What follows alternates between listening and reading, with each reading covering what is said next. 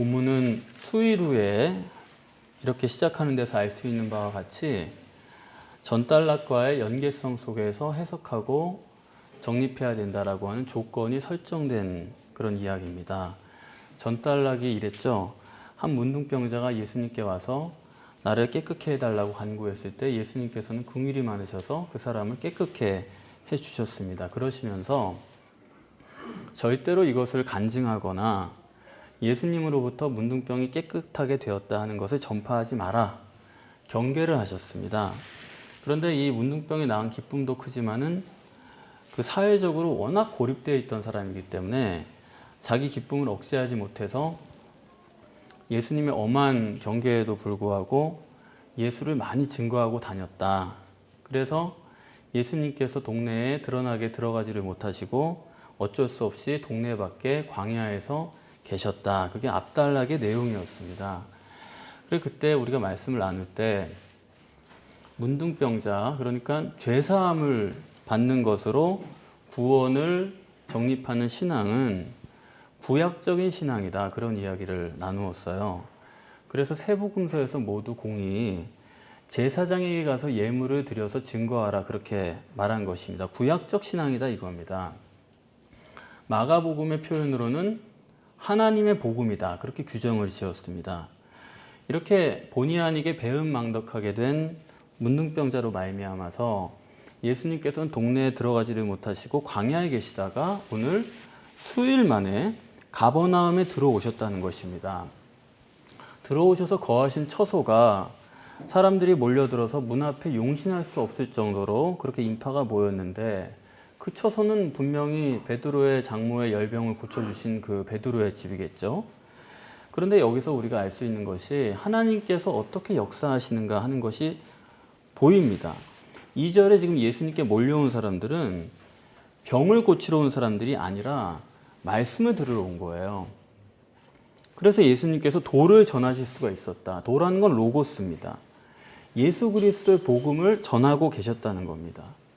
그러니까 문둥병자 때문에 광야에 나가실 수밖에 없었지만은 하나님은 이것도 섭리하셔서 수일 만에 가버나움에 들어왔을 때 예수님께 나온 사람들은 병을 고치러 온 사람들이 아니라 어떤 사람들이에요? 말씀을 들으려는 사람들이다.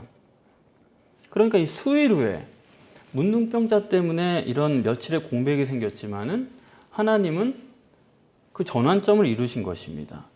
문둥병자의 불순종에도 불구하고 며칠간의 공백 동안에 하나님은 원하시는 대로의 복음을 전할 수 있도록 그렇게 섭리하고 역사하신 거예요. 그래서 이 수일 후에라는 것은 너무 중요한 말이죠. 문둥병자를 고쳐주실 때는 그것은 구약적 복음의 신뢰를 들어주신 거거든요. 그리고 오늘 중풍병자를 고치시는 것은 신약적 복음의 실예입니다. 그래서 이 수일이라는 것은 사실상 구약과 신약의 간격만큼이에요. 이 수일이라는 게 우리가 구약에서 신약으로 넘어갈 때 간격이 얼마나 됐습니까? 400년이거든요. 그 수일 동안에 하나님께서는 구약에서 신약으로 넘어가는 위대한 전환을 이루신 것입니다. 그래서 시간이 걸려도요, 하나님이 하셔야 되는 거예요. 문둥병자처럼 자기가 해서는 안 됩니다. 물론 하나님께서는 그것도 쓰셔서 전환되는 이런 상황을 다 만들어 가시는데 포함을 시키시지만 항상 우리는 하나님의 섭리 속에 내가 있다는 것을 고민을 해야 되는 거예요. 우리는요, 자꾸만 하나님을 내가 못 따라갈까 봐 그걸 걱정하고 염려를 하지 않습니까? 그런데 그렇지 않아요. 문둥병자가 나서니까 문제인 거예요. 내가 그 사람처럼 나서니까 문제지 하나님이 하셔야 됩니다. 느긋하게 기다려야 되는 거예요. 저는 목회하는 입장에서 우리 교회 목회도요, 인위적인 부흥 성장의 길이라는 거는 빤합니다. 이렇게 해야 된다는 게 있어요. 아무리 있어도 하나님이 하셔야 된다고 생각을 합니다. 그 속에 우리가 있는 거예요. 그렇기 때문에 이 점은 우리가 항상 잊지 말아야 됩니다. 오늘 본문의 중요성이란 거는 이래요. 예수님께서 문둥병자를 깨끗게 하신 것이 구약의 첫 번째 사건이죠. 구약 사건을 말해준 것이고 오늘 중풍병자를 고치시는 것은 이제 신약으로 넘어와서 첫 번째 사건이에요. 그러니까 이런 문둥병을 고치든 중풍병을 고치든 그것을 여러 가지 신유 역사 중에 하나다 이런 식으로 보는 거는 그건 정말로 본문을 심각하게 모르는 겁니다. 이 지금 구약에서 신약으로 넘어온 첫 번째 사건이라는 것 자체가 이게 얼마나 강조인지 몰라요. 오늘부터가 신약이고 예수 그리스도의 복음의 실제가 뭔가를 보여주는 것입니다.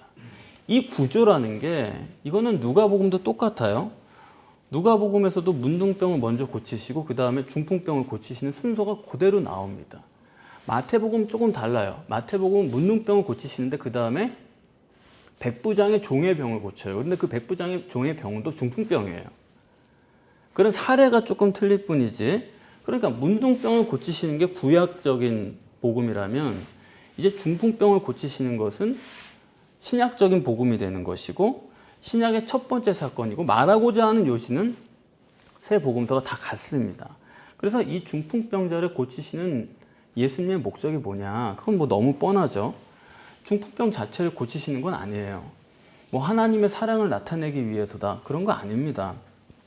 예수 그리스도의 복음의 실제를 나타내주기 위해서 중풍병을 고치시는 거예요. 그래서 그 앞서서 도를 전하시고 말씀을 했으니까 말로 끝나면 안 돼요. 이게 실제인 것을 증거를 하셔야 되는 겁니다. 그래서 문둥병자의 신유라는 것은 구약적인 복음을 실제로 계시하신 것이고 신약적인 예수 그리스도의 복음을 실제로 증거하는 게 오늘 이 중풍병자의 신유다. 여러분들이 그렇게 이해를 하시면 됩니다. 중풍병자를 고치시는 것에 신약과 예수 그리스도의 복음이 그대로 표현되어 있다. 이거 아주 그림으로 보여주는 것입니다. 그래서 문둥병자와 중풍병자를 어떻게 구별하고 어떻게 정립할 것이냐가 기독교 신학을 정립하는 올바른 방법이죠. 그러기 위해서 또 하나 뭐가 필요하냐면 여러분들이 복음서를 해석하실 때 그 원리와 기준은 예수님께서 어떻게 평가하셨느냐.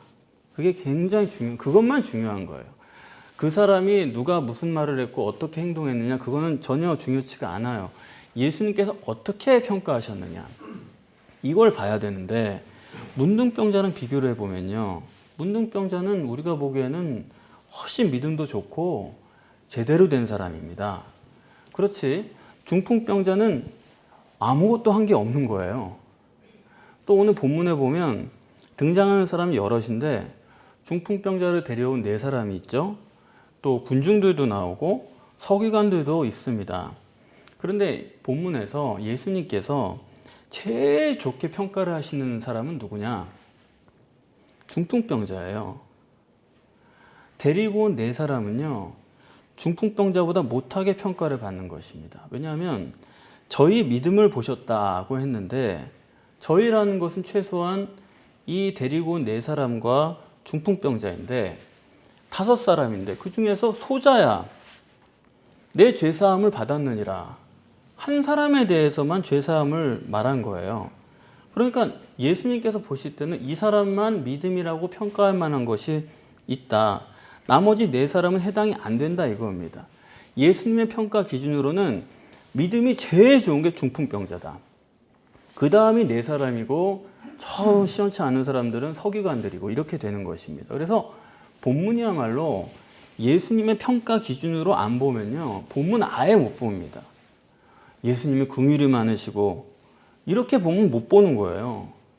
저희 믿음을 보시고 그랬는데 저희라고 해놓고서는 너만 죄사함 받았느니라. 이거를 어떻게 한 묶음으로 그냥 뭉뚱그려서 생각을 할 수 있습니까? 이게 참 안타까운 부분이에요. 본문은 주님께서 도를 말씀하시고 도란 건 예수 그리스도의 복음이죠.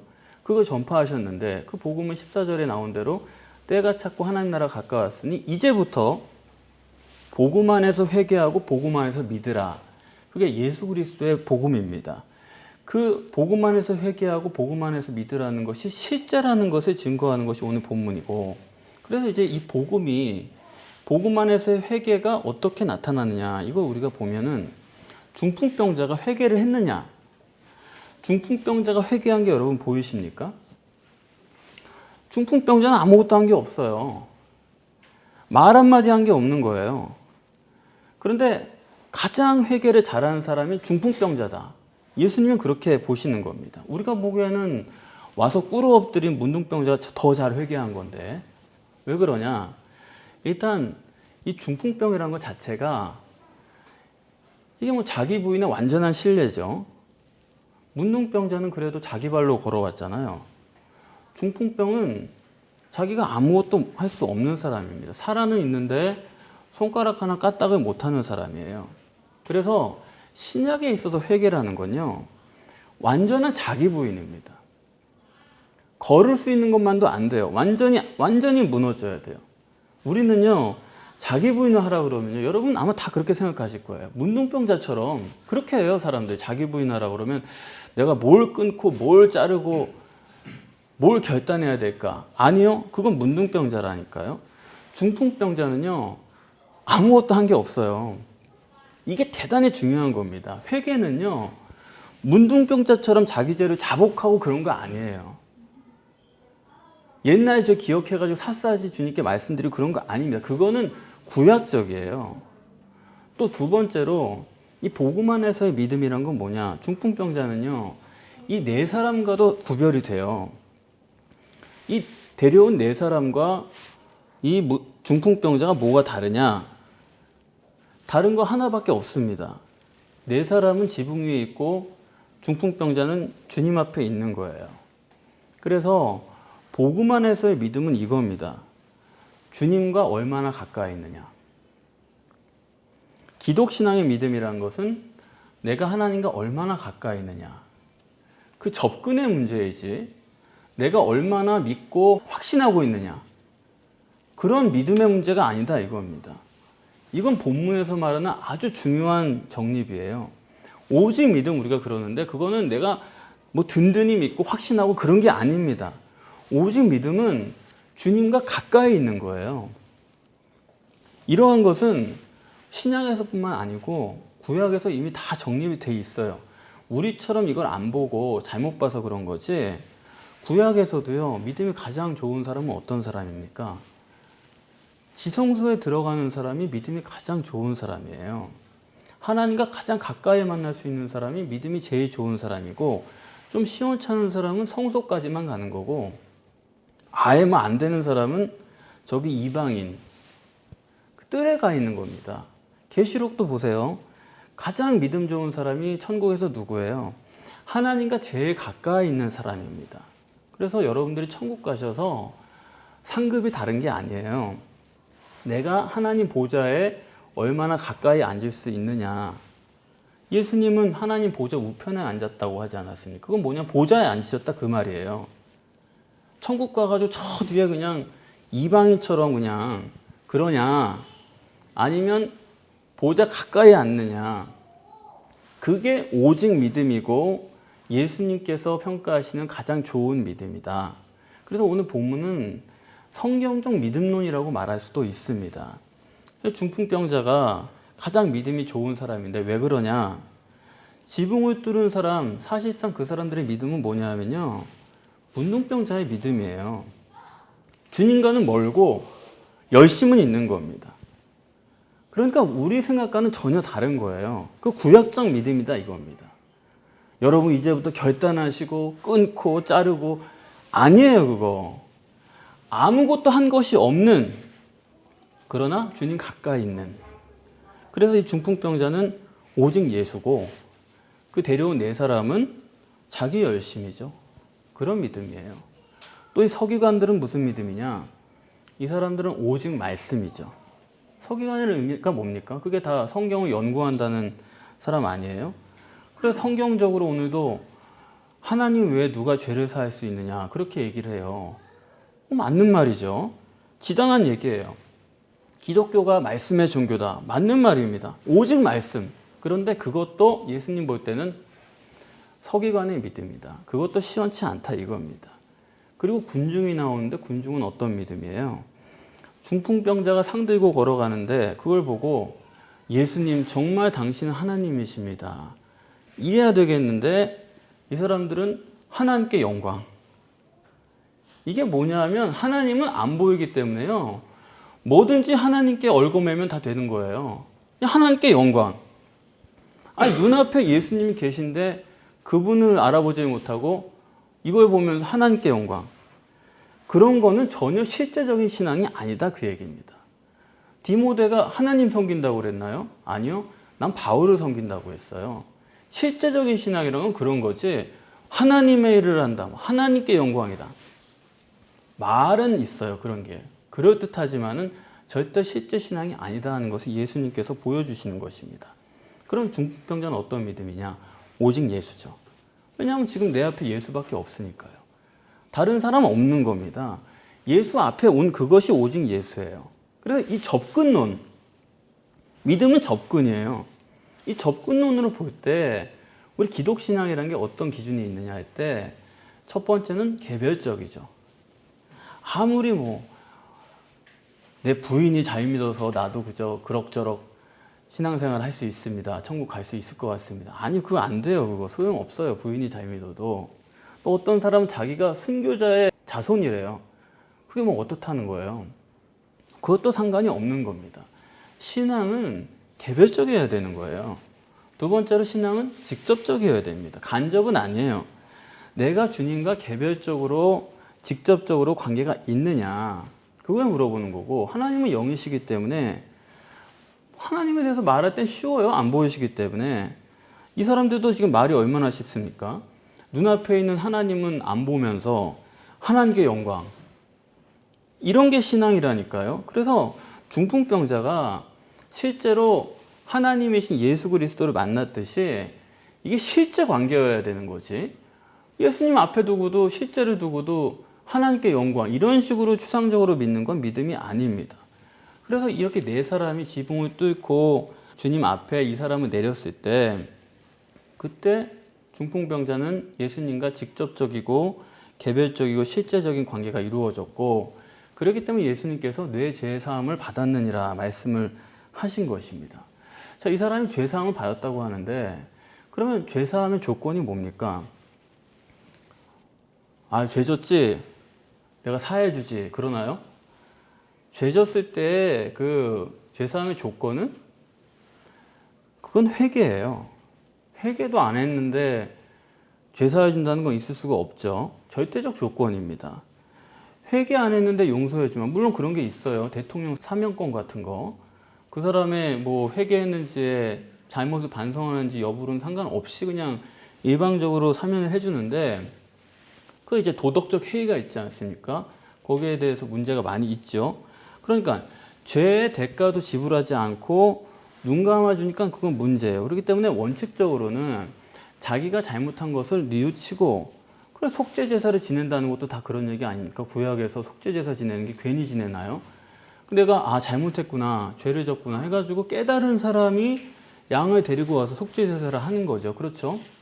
그 속죄 제사를 한다는 것 자체가 이제 회개를 포함하는 것인데, 그러니까 회개가 없는 죄사함이란 건 있을 수가 없어요. 절대적입니다. 그러면 그 죄를 회개할 때 누가 죄를 사해 주느냐? 오늘 본문에 따르면 사람은 못한다 이거예요. 전능하신 하나님만이 죄를 사해 주신다 이겁니다. 그럼 전능하신 하나님께서 사람의 죄를 어떤 식으로 사해 줄까요? 왜 죄를 사해 주는데 하나님이 전능하셔야 되느냐? 이걸 한번 생각해 보셨어요? 왜 전능하신 게 왜 죄를 사해 주는데 절대적인 조건이냐? 예레미야서 31장 34절에서 말씀하는 것처럼 하나님이 너희 죄를 다시는 기억지 아니하리라. 이 전능성이 안 되면은 용서라는 게 불가능한 겁니다. 너 전에도 죄 지었지? 근데 또 죄 졌냐? 그러면은 그거는 사한 게 아니에요. 99번 똑같은 죄를 짓고 용서를 하고 100번째 또 같은 죄를 짓고 와도 하나님께는 그게 몇 번째예요? 그게 첫 번째예요. 그러니까 죄를 사하신다는 말은 이전 것을 기억하지 않는다. 완전히 무효화한다라고 하는 전능성. 이게 생각이 나가지고 몇 번 세면 그건 용서가 아니거든요. 그러니까 완전히 기억을 안 하시는. 아니면은 마태복음 26장 28절처럼 많은 사람을 위하여 흘리는 바 이것은 언약의 피다. 언약의 피이기 때문에 그게 의미가 있는 거예요. 언약 때문에. 피 자체가 귀한 게 아니고 언약이 있기 때문에. 전능하신 분이 그렇게 하겠다라고 약속을 했기 때문에 죄사함의 피가 가능한 겁니다. 그러니까 여러분 잊지 마세요. 죄를 사하는 자격은 누구에게만 있어요? 하나님께만 있고. 그러면 생각을 해보세요. 보혈의 능력이란 게 뭐냐? 그 피가 귀해가지고 그것이 죄사함이 된다고 하는 그 생각, 그거는 문제가 있어요. 왜냐하면 하나님만이 죄를 사하시기 때문에 그 피가 죄를 사한다라고 하는 그 생각은 그 피가 하나님이란 뜻이나 마찬가지입니다. 그걸 그렇게 표현을 안 한다 뿐이지 피가 죄를 사하는 하나님인 것처럼 말하는 거예요. 그러니까 예수 피가 능력이 있는 게 아닙니다. 그거 여러분 아셔야 돼요. 양의 피나 누구의 피나 별다른 귀한 게 없어요. 언약 때문에 그 피가 유용한 것이지, 그렇죠? 침례 요한의 침례만 가지고도 죄사함이 있는 거지 누구의 피냐가 중요한 게 아니고, 그런데 자꾸 피가 중요한 것처럼 말하니까 피가 능력이 있으려니까 그 피가 쏟아진 몸도 하나님이어야 되는 거고, 그러다 보니까 그 몸을 낳은 마리아도 하나님이다 이런 식으로 만들어 보려고 사람들이 애를 씁니다. 그게 괜히 천주교 사람들이 그런 게 아니고 그 논리가 있어요. 그런데 그 마리아만 우리가 얘기를 안 할 뿐이지 그 전까지의 논리는 우리 기독교도 똑같이 가지고 있어요. 그런데 이렇게 죄사함의 절대 조건이 회개라는 건데, 여기 지금 중풍병자는 전혀 회개한 게 없어요. 자복한다거나, 그렇죠? 아무 말도 안 했습니다. 이 점이 놀라운 거예요. 아무것도 죄사함 받을 짓을 한 게 없는데, 단지 이 사람은 예수님께 가까이 있을 뿐인데, 그런데 예수님께서 소자야, 내 죄사함을 받았느니라. 그러면은 다른 네 사람은 죄사함 안 받아도 될 사람들입니까? 더 중요한 게 있어요. 중풍병자가 들것에 실려왔을 때 이 사람이 원하고 기대한 게 뭐였을까요? 이걸 우리가 생각해 봐야 돼요. 이 사람이 들것에 실려서 예수님 앞에 떨어질 때 중풍병자가 원하는 것은 병 고치는 것밖에 없어요. 이 사람이 오면서 병 고침 받을 것을 기대를 안 하고 혹시라도 죄사함 받을 것을 기대하고 왔느냐? 그럴 가능성은 아예 없습니다. 죄사함은 원하지도 않고 기대도 생각도 안 했어요. 그런데 죄사함을 받은 거예요. 그렇기 때문에 예수 피를 믿어야 죄사함을 받는다? 아닙니다. 이 사람이 예수 피를 믿어서 지금 죄사함을 받은 거예요? 그런 게 아니라는 거예요. 그렇게 생각하는 사람은 그건 문둥병자의 믿음이에요. 중풍병자는 자기가 죄사함 받는 거 기대도 안 했습니다. 기독교 신앙의 회개라는 게 뭔지를 여러분 분명히 아셔야 돼요. 주님께만 가면 되는 거예요. 주님께만 붙으면 되는 거지. 그래 여러분들 제발 그 회개 기도 좀 하지 마세요.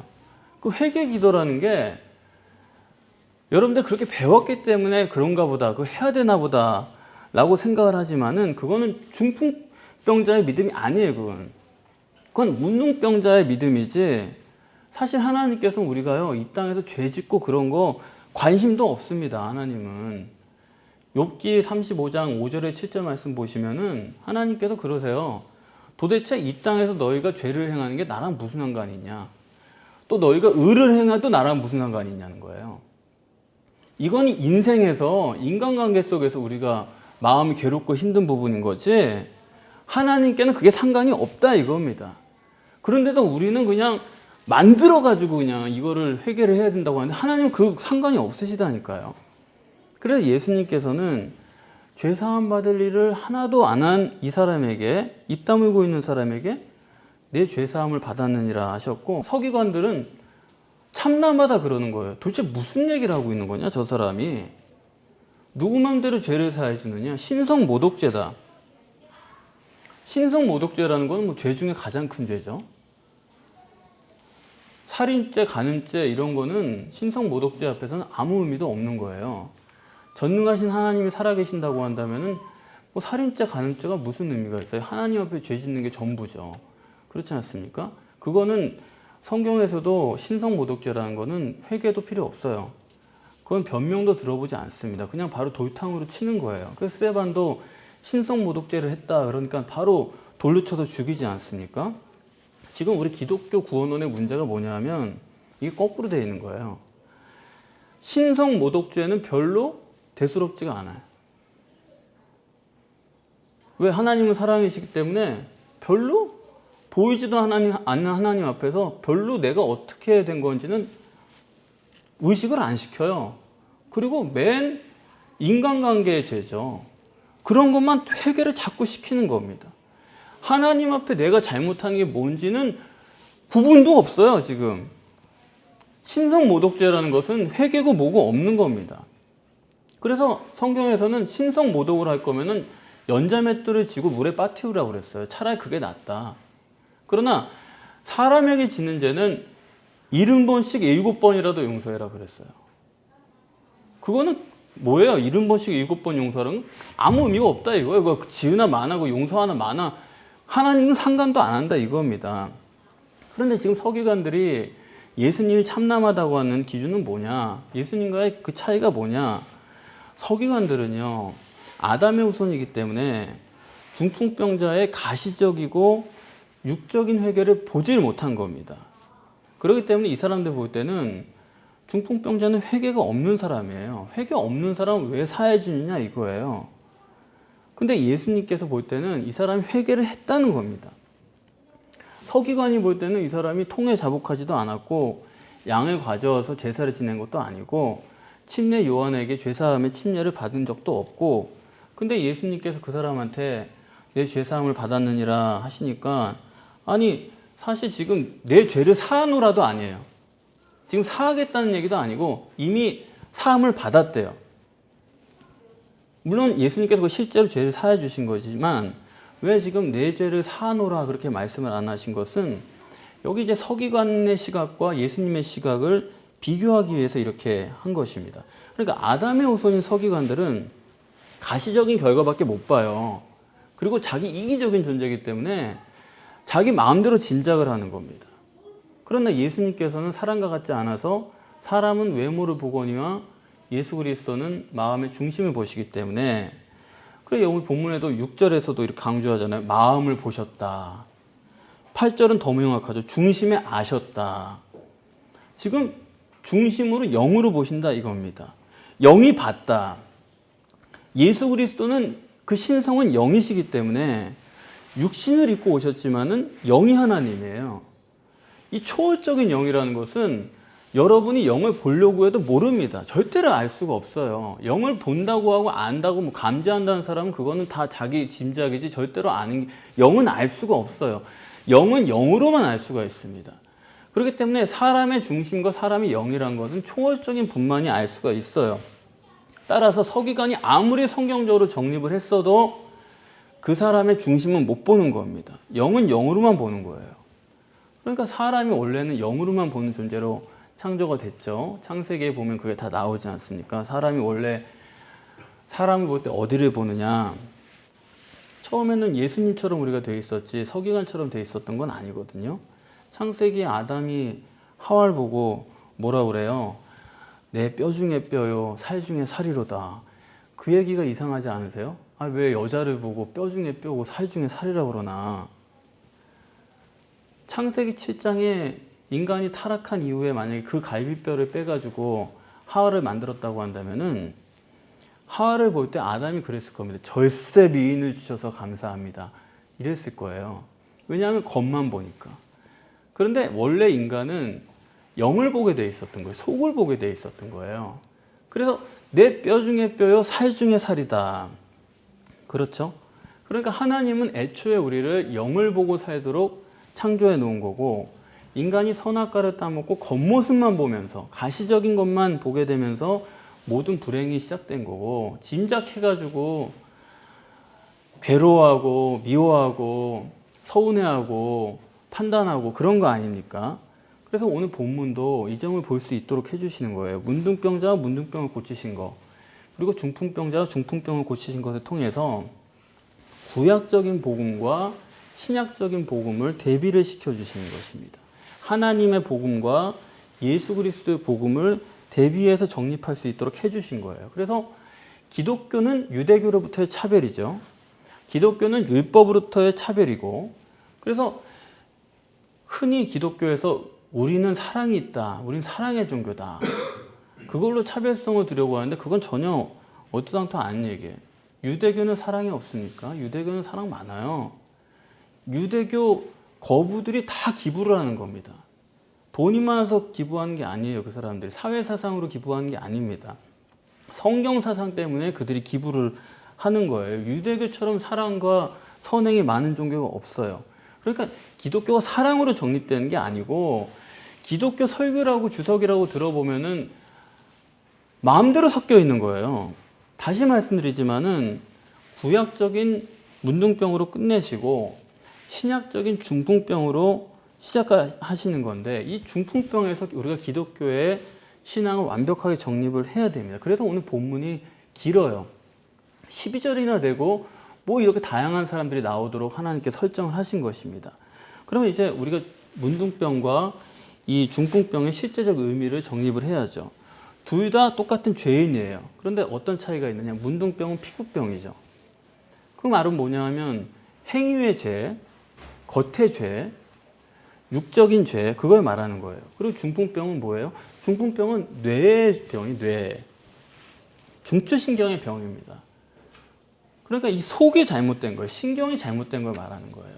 심령의 죄를 말하는 거고 속 사람을 말하는 것입니다. 그래서 신약에서 말하는 죄라는 거는 이런 육적인 죄가 아니에요. 그 심령의 죄를 말하는 것이고, 문둥병이 나은 것은 그 피부병이 나은 거죠.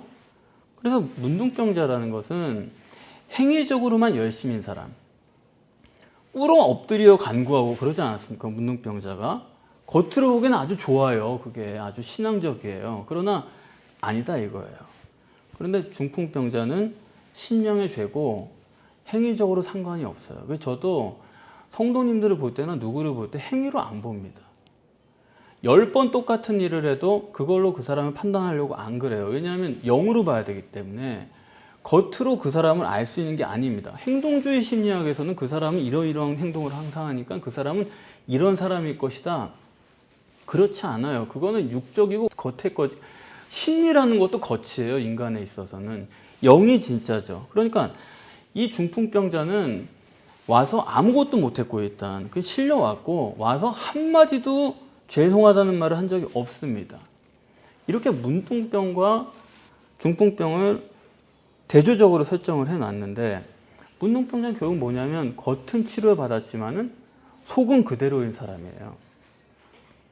육적인 죄의 사함을 받았지만은 속은 그대로 있어가지고 예수님께서 전하지 마라 경계하셨는데 그 말은 아랑곳도 안 하고 자기 마음대로 하는 겁니다.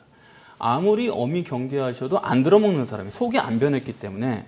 근데 이 중풍병자는 속이 해결이 된 사람이에요. 문둥병자는 결과만 해결되면 된 사람이고, 중풍병자는 뇌가 문제이기 때문에 이 신약에서는요, 여러분이 뭐 자복하고 무릎 꿇고 뭐 회개 기도하고 그런 거는 필요도 없는 거예요.